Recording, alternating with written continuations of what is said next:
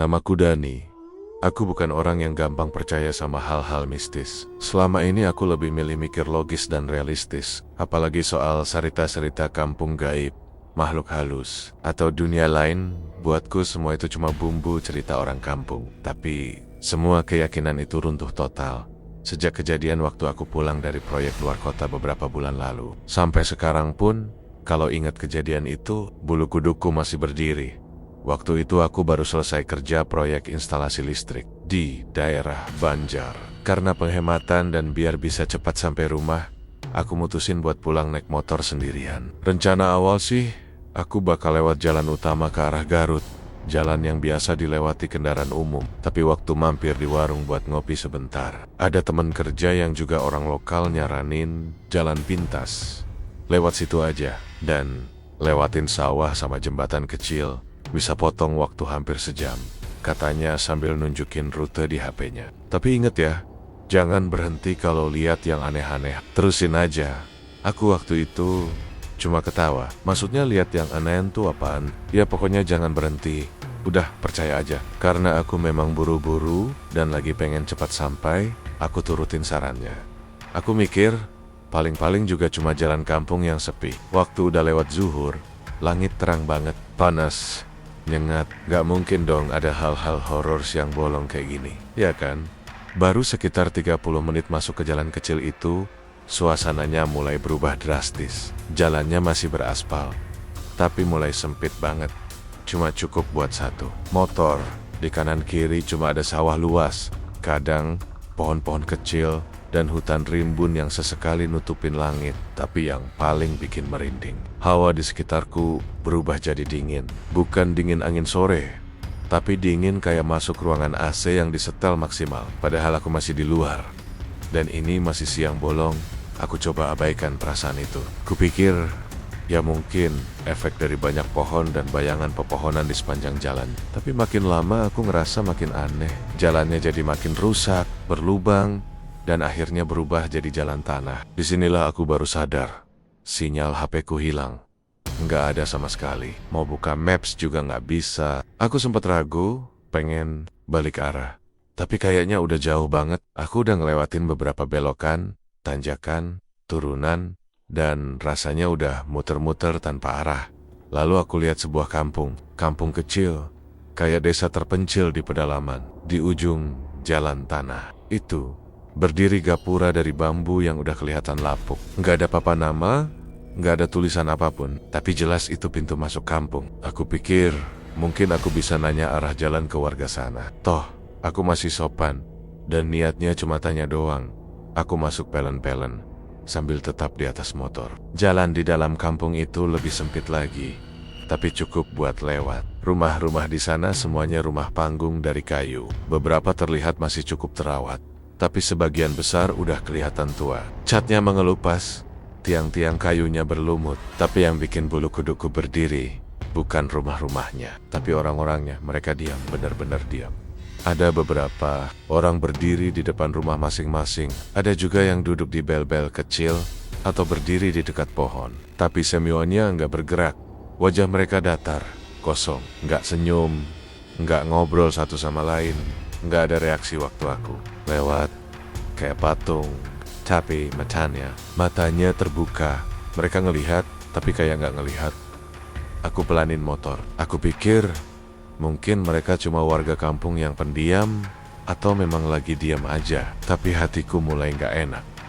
Ada sesuatu yang salah. Entah kenapa, instingku bilang jangan terlalu lama di situ. Tapi karena udah telanjur masuk, aku coba berhenti sebentar di depan salah satu rumah yang lumayan besar. Di situ ada seorang bapak tua duduk di kursi panjang dari bambu. Aku turun dari motor, mendekat pelan sambil senyum. Permisi pak, saya mau nanya, jalan ke arah Garut lewat mana ya? Bapak itu diem, sama sekali nggak gerak. Aku ulang lagi, pak maaf, saya tanya sebentar, ini arah ke Garut lewat mana ya? Masih nggak ada jawaban. Wajahnya tetap datar, matanya masih terbuka, menatap lurus ke depan. Aku mulai panik, tapi berusaha tenang. Aku perhatiin dada dan perutnya. NGGAK, ada gerakan Nafasnya nggak kelihatan. Aku bahkan nahan napas sendiri buat mastiin. Siapa tahu dia lagi nahan napas juga. Tapi nggak ada tanda-tanda dia hidup, tapi dia juga nggak kelihatan mati. Aku mundur pelan, lihat ke sekeliling, dan aku baru sadar. Semua orang di kampung itu kayak gitu, diam, berdiri, duduk, tapi nggak ada yang napas. Matanya terbuka, tapi tatapannya kosong. Dek jantungku makin kencang. Ini bukan kampung biasa. Aku buru-buru naik motor lagi, nyalain mesinnya, dan coba keluar dari kampung itu. Tapi begitu aku mau muter arah, ada satu sosok berdiri di tengah jalan. Seorang ibu-ibu, mengenakan kebaya lusuh, berdiri dengan kepala sedikit miring. Wajahnya pucat, rambutnya panjang dan agak berantakan. Dia juga diam, tapi yang bikin aku hampir jatuh dari motor. Matanya penuh darah, bukan darah mengalir, tapi bola matanya merah penuh. Aku mundur, pelan-pelan, cari jalur lain buat kabur. Tapi kampung ini kayak labirin. Jalan masuknya tadi udah nggak kelihatan. Aku nyasar di dalam kampung yang bahkan nggak tahu namanya. Sementara orang-orang yang katanya hidup di kampung ini tidak bernafas. Dan saat itu aku sadar, aku masuk ke tempat yang seharusnya nggak boleh dimasuki siapapun. Aku coba muter balik, nyari jalan keluar, tapi entah kenapa jalur yang tadi kulewatin kayak menghilang. Jalan tanah yang tadi jelas-jelas kulalui, sekarang berubah jadi pekarangan kosong penuh ilalang dan batu-batu besar. Aku mulai panik, gemetaran megang stang motor. Napasku berat, suara jangkrik yang dari tadi terdengar tiba-tiba hilang. Sepi, sunyi, bahkan suara angin pun lenyap. Aku coba buka HP, berharap bisa dapat sinyal. Tapi layarnya cuma muncul tulisan nomor servis dan jam yang beku di angka ke-14,44. Aku lihat jam tangan, masih jalan. Tapi HP-ku seperti terputus dari dunia. Aku mulai jalan pelan sambil tetap megang motor, nyari siapapun yang bisa bantu. Tapi warga kampung itu tetap diam. Posisi mereka masih sama seperti waktu pertama aku datang. Kayak nggak pernah bergerak sama sekali. Tiba-tiba dari ujung kampung, aku lihat satu sosok anak kecil, perempuan, umurnya sekitar 6 atau 7 tahun. Dia berdiri di bawah pohon tua besar, rambutnya panjang terurai, bajunya lusuh kayak baju tidur, kakinya nggak pakai alas. Tapi yang paling aneh, dia seperti satu-satunya makhluk hidup yang benar-benar hidup di kampung ini. Aku ragu, tapi tetap jalan mendekat. Aku butuh petunjuk, butuh tahu aku ada di mana, atau minimal tahu gimana caranya keluar dari sini. Pas aku udah cukup dekat, aku panggil pelan, "Dek, kamu bisa bantu kakak?" Kakak tersesat. Ini arah mana ya? Anak itu nggak jawab, tapi dia muter badan pelan, terus jalan tanpa suara, kayak angin. Langkahnya ringan banget, hampir nggak kedengeran sama sekali. Aku buru-buru nyusul. "Hei, tunggu dulu." Dia terus jalan, masuk ke bagian kampung yang lebih dalam. Makin banyak rumah tua di kiri kanan.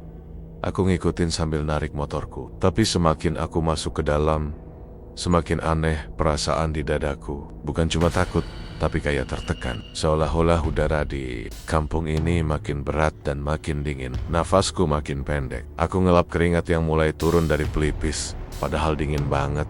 Akhirnya si anak kecil itu berhenti di tengah lapangan kosong, tepat di bawah pohon besar yang tadi aku lihat. Pohonnya tinggi dan tua banget. Akar-akarnya menjalar sampai ke tanah, melingkar kayak ular. Di bawah pohon itu ada batu besar kayak nisan. Tapi bukan nisan biasa. Nggak ada nama, nggak ada tanggal, hanya ukiran aneh yang seperti tulisan aksara kuno. Aku nggak ngerti artinya.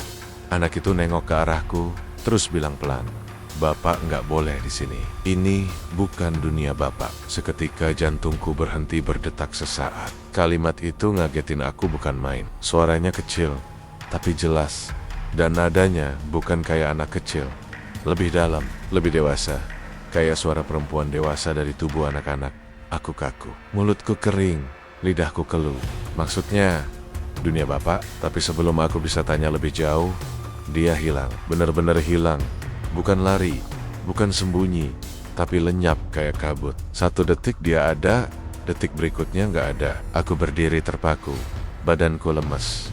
Aku mundur 2 langkah. Oh, dia kuat, Aku nekat baca tulisan yang ada di batu nisan aneh itu. Aku nggak paham keseluruhannya, tapi ada satu bagian kecil yang entah kenapa bisa aku baca dengan jelas. Karena ditulis dengan huruf Latin kecil-kecil, jangan pernah menyapa yang tidak. Banofes, saat aku selesai baca tulisan itu, angin kencang tiba-tiba berembus dari segala arah. Kayak pusaran, debu-debu naik ke udara, daun-daun berterbangan. Langit yang tadinya suram langsung berubah gelap. Kayak malam mendadak turun. Suara-suara aneh mulai muncul. Bukan suara binatang, tapi suara desisan. Suara bisikan. Suara langkah kaki pelen-pelen menginjak dedaunan kering. Aku refleks nengok ke belakang. Dan mereka, semua orang yang tadi diam seperti patung, sekarang berdiri lebih dekat dariku. Lebih banyak, mereka mengelilingi lapangan itu. Diam, matanya tetap kosong, tapi langkah mereka makin mendekat. Pelan, tapi pasti. Aku lari. Tinggalin. Motor, lari tanpa mikir. Gak peduli apa yang kulewatin. Aku cuma mikir, harus keluar dari sini. Harus nemuin jalan. Tapi jalan di kampung itu kayak berubah-ubah. Tadi aku ingat ada jembatan kecil yang bisa dilewatin. Tapi sekarang gak ada. Yang ada cuma lorong sempit dari rumah-rumah tua yang berdempetan. Aku ngumpet sebentar di balik dinding kayu salah satu rumah. Napasku enggos-enggosan, tapi langkah kaki mereka terus terdengar. Di sela napasku yang berat, aku bisa dengar suara seseorang. Udah nyapa mereka ya? Aku kaget. Suara itu datang dari arah kiri. Di pojok rumah, aku lihat sosok seorang nenek-nenek tua. Tubuhnya bungkuk, kulit wajahnya keriput. Matanya cekung tapi hidup. Dia satu-satunya orang yang kelihatan masih waras dan sadar. Dia pakai kain kuning di bahu dan bawa dupa kecil yang masih mengepul. Cepat ikut saya, katanya lagi. Suaranya pelan tapi tegas. Aku tanpa pikir panjang langsung nyusul beliau. Kami jalan cepat lewat lorong sempit, masuk ke gubuk kecil di ujung kampung. Di dalamnya gelap dan bau kayu basah, tapi lebih aman dari luar. Aku masih enggos-enggosen. Siapa mereka itu, Nek? Apa yang terjadi? Saya di mana sih ini? Nenek itu duduk di lantai dan menatapku lama. Lalu dia bicara pelan. Kamu udah masuk kampung yang gak boleh dimasuki orang luar. Ini tempat lama. Dulu kampung ini hidup. Tapi mereka buat perjanjian dengan yang bukan manusia. Sekarang, mereka semua bukan manusia lagi. Mereka ada di antara hidup dan mati. Aku cuma bisa melongo. Keringat dingin masih ngucur, tenggorokanku kering. Nenek itu melanjutkan, siapapun yang nyapa mereka akan dianggap bagian dari mereka. Mereka mengira kamu sudah siap tinggal di sini. Aku geleng-geleng sambil menutup muka. Saya nggak tahu, Nek. Saya cuma mau nanya jalan. Saya nggak tahu. Masih bisa keluar, tapi kamu harus ikuti satu aturan terakhir. Kalau tidak, kamu nggak akan pernah bisa kembali. Aku menatap wajah nenek itu sambil berusaha mengatur napas. Di luar, langkah-langkah kaki masih terdengar pelan, berat, dan mengerikan. Mereka belum pergi. Seakan tahu aku ada di dalam gubuk ini. Waktu seakan berhenti. Tapi, jantungku berdebar. Makin kencang. Apa yang harus saya lakukan, Nek? Tanyaku pelan. Suaraku hampir tak terdengar. Saya cuma pengen pulang.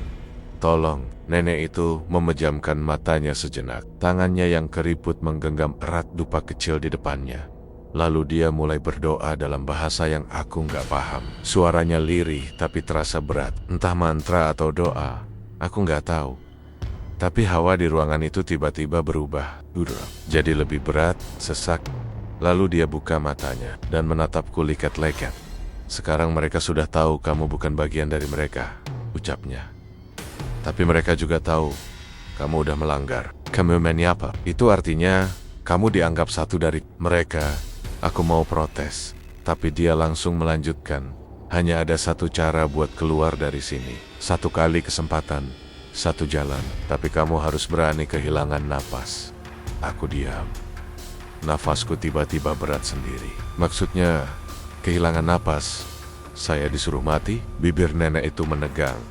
Tidak mati, tapi menipu kematian. Kamu harus tahan napasmu sampai semuanya pergi, sampai mereka percaya kamu salah satu dari mereka yang tidak bernafas. Aku terdiam. Sekarang semuanya mulai masuk akal. Tulisan di batu itu Peringatan yang tadi sempat aku baca, jangan pernah menyapa yang tidak bernafas. Mungkin maksudnya, mereka bisa mengenal siapa yang bukan bagian dari mereka lewat satu hal napas. Dan karena aku udah nyapa, udah ngomong, udah menunjukkan aku masih hidup, sekarang mereka ingin menyeretku ke dunia mereka. Kalau saya gagal, nenek itu memalingkan muka. Kalau kamu gagal, kamu gak akan pernah kembali. Kamu akan jadi seperti mereka. Berdiri, diam, tanpa jiwa. Tapi matamu akan tetap melihat. Kau akan sadar, tapi tak bisa bergerak. Selamanya, gemetar seluruh tubuhku. Aku gak bisa ngebayangin hidup dalam kondisi kayak gitu. Hidup, tapi mati. Jiwa terperangkap di tubuh beku. Setiap hari melihat dunia yang tak berubah. Di kampung yang waktu pun takut untuk berjalan. Cepat mereka sudah di depan. Kata nenek itu sambil berdiri dan membuka pintu gubuk perlahan. Di luar, gelap makin pekat.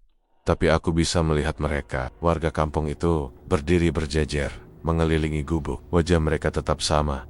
Kosong, diam. Tapi langkah mereka mulai mendekat. Satu persatu, nenek itu menarik tanganku, membawaku ke tengah halaman kecil di depan rumah. Dia menaruh dupa di tanah, lalu menggambar semacam lingkaran di tanah dengan abu.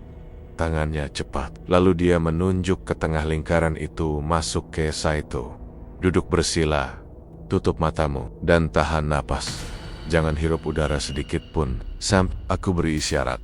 Tanpa pikir panjang aku ikuti. Kuposisikan tubuhku di tengah lingkaran. Kubenamkan rasa takutku sedalam mungkin. Kukuatkan tekad. Lalu kututup mataku dan kutahan napasku. Waktu seperti berhenti.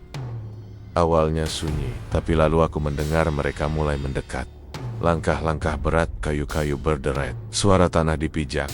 Dan suara itu, suara nafas berat, tapi bukan nafas manusia. Lebih seperti hembusan angin dari lubang kosong.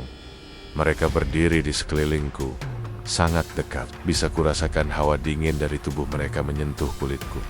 Aku menahan napas sekuat tenaga, tapi paru-paruku mulai berteriak. Tubuhku bergetar, tapi aku tetap diam, tak bernapas. Lalu aku dengar bisikan, dia masih hidup. Dia nafas, ambil. Bisikan-bisikan itu datang dari berbagai arah. Aku nggak tahu dari siapa. Tapi itu suara mereka. Mereka mencium napasku. Mereka tahu aku masih hidup. Tubuhku mulai goyah. Tapi aku tahan. Aku tahan. Detik terasa seperti menit. Menit seperti jam. Paru-paruku serasa terbakar. Lalu tiba-tiba semuanya diam, tak ada lagi langkah. Tak ada bisikan. Tak ada hawa dingin. Aku masih diam. Masih menahan napas. Sampai akhirnya aku dengar suara nenek itu lembut tapi jelas di telingaku. Sekarang, hembuskan pelan. Jangan buka mata. Aku ikuti instruksinya. Kulepaskan napas perlahan. Sangat pelan. Aku nyaris pingsan. Lalu dia kembali bicara. Sekarang berdiri. Masih jangan buka mata. Aku berdiri. Masih gemetar. Keringat dingin membanjiri tubuhku. Lalu dia pegang tanganku. Menuntunku berjalan beberapa langkah, lalu dia berbisik, sekarang buka mata. Aku buka pelan-pelan. Aku berdiri di pinggir jalan aspal, di luar kampung. Di jalur utama, motorku ada di sampingku. Berdiri seperti tak pernah, bergeser, HP-ku kembali menyala. Ada sinyal penuh, tapi jam di HP-ku menunjukkan waktu 4 hari dari terakhir aku lihat. 4 hari, aku menghilang 4 hari. Aku duduk di atas motor. Tak sanggup berkata apa-apa. Air mataku jatuh sendiri. Aku hitam, aku tapi rasa takut itu masih menempel kuat di dada. Suara mereka, bisikan mereka, masih terngiang-ngiang. Dan sampai sekarang, aku gak pernah lewat jalan itu lagi. Bahkan setiap kali ada yang nanya, ada jalan pintas ke arah Garut gak? Aku cuma bilang, ada, tapi jangan pernah kamu coba. Karena kalau kamu masuk ke kampung itu, dan kamu lupa untuk tidak menyapa, kamu akan tinggal di sana selamanya tanpa nafas.